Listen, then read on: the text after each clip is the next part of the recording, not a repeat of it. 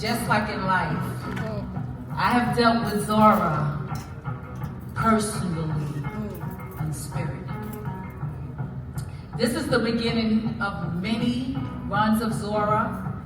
You all been blessed to see the very first production of Zora. I am open to all suggestions because this is going places and we want to perfect it. I thank you all for coming out. Before I begin, I would love to call up here to have a little talk, the writer of Zora, Neale Hurston, Dietra, Kelsey, Playwright, talk show host. Dietra and I go a long way. We certainly have. And she's an amazing playwright. She has a play, it will be up and running again. It's Whose Side You On? It's a gospel musical. It's amazing. You know, this is one of many that she's written. She does a lot for the community in Manhattan. Sister Talk TV show. And she told me about her baby, Zora Speaks. And I connect to it right away. Share a little bit about the first time you've done Zora Speak. Oh, thank you. Okay, thank you so much, Kim. I just want to say I am so excited to see another actor who is doing Zora. And like Kim said, Zora is no joke.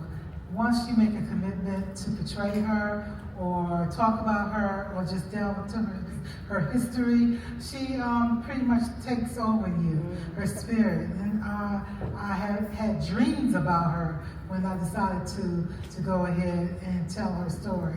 But yes, I always say in my artistic statement about Zora is that I didn't discover Zora. Zora discovered me. Zora made me feel that it was okay to be me. Let me rewind. I was writing a play about the civil rights movement, about a young girl who goes back in time and meets some heavy hitters like Huey Newton, Medgar Evers, people we don't really see about the Black Panthers and what have you.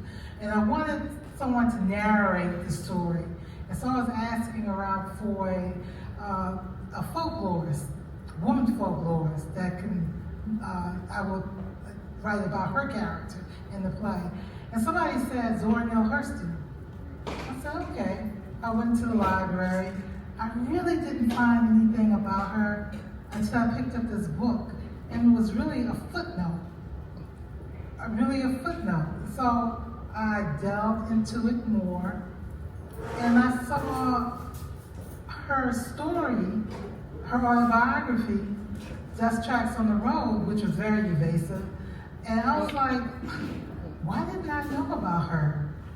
Me, Dietra, the authority of blackness? I should have known about her. So my arrogance, my vanity delved into it more and more. And I was like, I gotta write about her.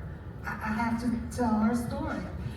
But I didn't know there were other stories out there. But mine was different. Zora came back, and I wrote the story while I was taking a class at the Frederick Douglass workshop in Harlem. Well, it was on 96th Street.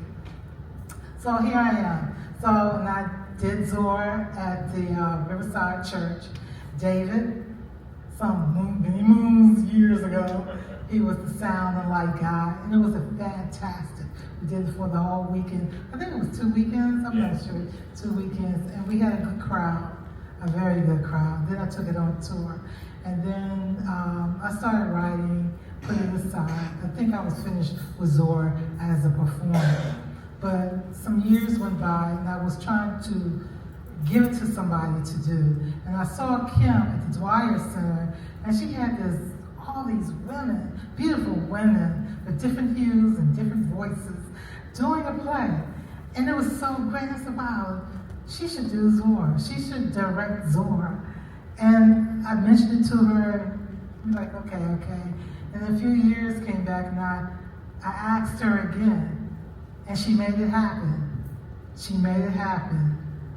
just like I did. I hate to say it. I went through a lot, David. David knows. We went through a lot trying to make a run of Zora. And I'm quite sure Kim has also. But Zora's back. Zora's back. She's never left us. She's always sharpening her oyster with her knife, as she calls it, doing other things. They found some stories from a trunk. They found some other stories that she'd written. They found a novel that she's written. Zora is back and she has a lot to say. And I'm glad that you all are here to witness this great comeback. Thank you. Thank you all for coming.